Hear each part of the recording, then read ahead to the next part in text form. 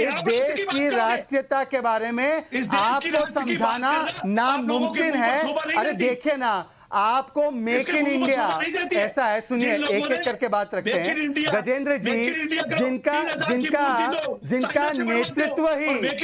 नेतृत्व भी स्वदेशी ना हो, उनको मैं भारत की राष्ट्रीयता के बारे में क्या वर्णन करूं?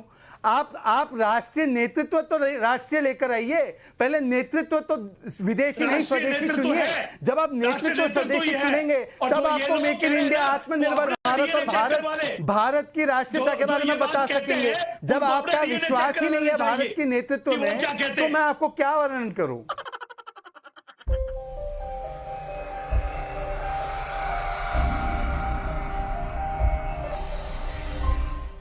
कि 90 सेकेंड समाप्त हुए, लेकिन आप तो शायद 90 महीने तक, 90 साल तक शायद बोल सकते हैं।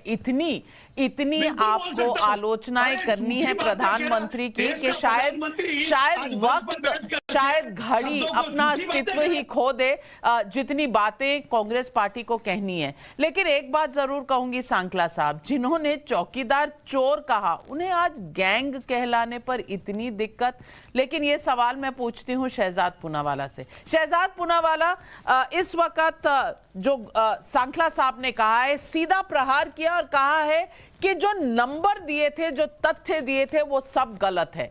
जवाब दीजिए, आज गजेंद्र सांकला साहब ने इस वक्त जो टिप्पणी की है प्रधानमंत्री के अभिभाषण प्रस्ताव पर, जो उनका लोकसभा में जवाब था। देखिए नाविका जी, इनके 90 सेकंड ही नहीं बल्कि इनके 65 वर्ष भी खत्म हो चुके हैं और देश के लोगों ने इन्हें इतिहास की टोकरी में डालने का काम किया है। नागालैंड, तमिलनाडु, ओडिशा, बंगाल, देश के कई हिस्सों से कांग्रेस मुक्त भारत किस प्रकार से बन चुका है, उसका तो वर्णन प्रधानमंत्री ने किया ही है। परंतु क्यों ये स्थिति पैदा हुई, आज वो समझने की बहुत ज़रूरत है।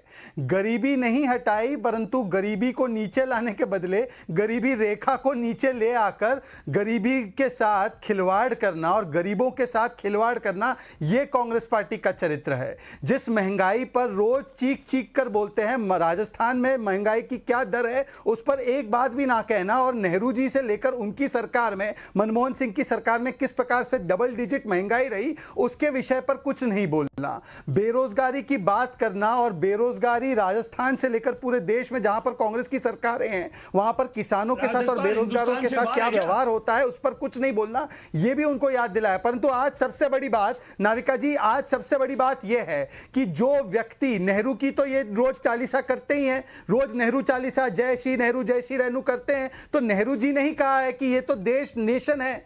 आज नेहरू जी को भी कोट कर दिया, आज सुब्रमण्यम भारती जैसे एक महान कवि, राष्ट्र कवि को भी कोट कर दिया, और विष्णु पुराण, उसमें हालांकि आपकी ज्यादा आस्था नहीं होगी, उसमें भी भारतवर्ष के बारे में बहुत बड़ा वर्णन है। आज मुझे गजेंद्र सांखला बताए कि देश को विभाजनकारी नीति अपनाने वाले और देश के टुकड़े टुकड़े करने वाले, खंडित करने वाली सोच को टुकड़े टुकड़े गैंग नहीं कहेंगे तो इस गिरोह को और क्या कहा जाएगा। जिस व्यक्ति ने यह कहा हो कि भारत तेरे टुकड़े होंगे इंशाल्लाह इंशाल्लाह, और उसके समर्थन में जाकर जेएनयू में जो खड़ा हो, उसको क्या कहेंगे। जो भारत के सेना के खिलाफ जहर उगलता हो और माओवादियों के साथ, अफजल गुरु के साथ खड़े हो जाता हो, उसको गैंग नहीं कहेंगे तो क्या कहेंगे। मैं तो आज कहूंगा कि सबसे पहले गजेंद्र सांखला जी, अगर आप में ईमानदारी बची हो और नेहरू चालीसा करने की आपकी पुरानी आदत है, तो या तो बताइए नेहरू सही है और यह देश एक राष्ट्र है और यह जीवित राष्ट्र है, या कहिए कि आज नेहरू को भी आपने इतिहास के कूड़ेदान में डाल दिया है जब आप उनकी बात को नहीं मानते कि यह देश एक राष्ट्र है। और राहुल गांधी और टुकड़े गैंग के इतने नतमस्तक हैं आप कि आज नेहरू को भी इतिहास की टोकरी में डाल दिया है आपने। बताइए पहले।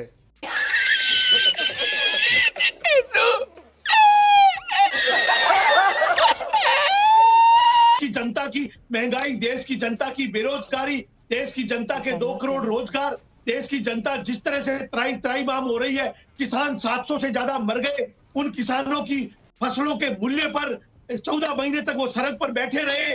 आज इन बातों पर कोई सवाल नहीं, केवल कांग्रेस क्योंकि उन चलिए आपको उनके सामने अगर इतनी प्रथमता दी जा रही है, इतनी इंपॉर्टेंस दी जा रही है, वो भी आपको पसंद नहीं। शहजाद पूनावाला जी, क्या दिक्कत है? अगर जवाब ना दें तो दिक्कत है, अगर जवाब दे दें तो दिक्कत है। जाएं तो जाएं कहां? देखिए, जो गजेंद्र सांखला जी कह रहे हैं कि हमारा पर्दाफाश क्यों किया पार्लियामेंट में, हमारी पोल क्यों खोल दी पार्लियामेंट में, ये तो इनकी असलियत है। अरे भाई, आपकी पोल क्यों ना खोले?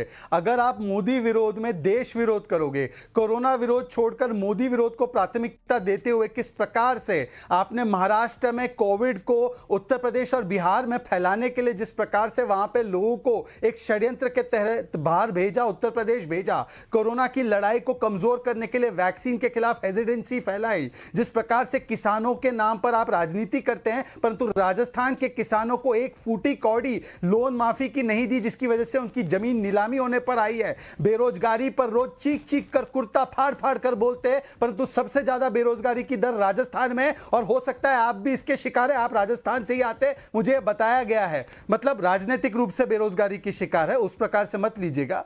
और दूसरी बात, अगर हम उजागर करें तो आज आपको दिक्कत क्या है? और मैं सवाल आपसे पूछना चाहता हूं, एक बात का जवाब जरूर दीजिएगा गजेंद्र सांखला जी, कि आज जो बात कही है, आप राष्ट्र मानते हैं इस देश को, या आप इस देश को राष्ट्र नहीं मानते हैं? और अगर आप इस देश को राष्ट्र नहीं मानते हैं तो क्या आप उसी टुकड़े टुकड़े गैंग के सदस्य नहीं हुए? आप अफजल गुरु की वकालत करेंगे, आप शर्जील इमाम की वकालत करेंगे, आप वकालत करेंगे उन तमाम उन देशद्रोही ताकतों का जिसको आप आज पहले माओइस्ट कहते थे, पहले इंटरनल थ्रेट कहते थे, और आज वो वॉइस ऑफ डिसेंट बन गया। क्यों ना आपका पर्दाफाश किया जाए? कि भाई मजा आया, और मैं ये जो मजा है हिंदुस्तान के हर व्यक्ति को देना चाहता हूं। तो दोस्तों, अगर आपने वीडियो यहाँ तक देखी है तो वीडियो जरूर थोड़ी बहुत आपको अच्छी लगी होगी, इसलिए वीडियो को लाइक कर दीजिए, शेयर कर दीजिए, और ऐसे ही वीडियो अगर आप और देखना चाहते हैं तो मेरे चैनल को सब्सक्राइब कर दीजिए। धन्यवाद।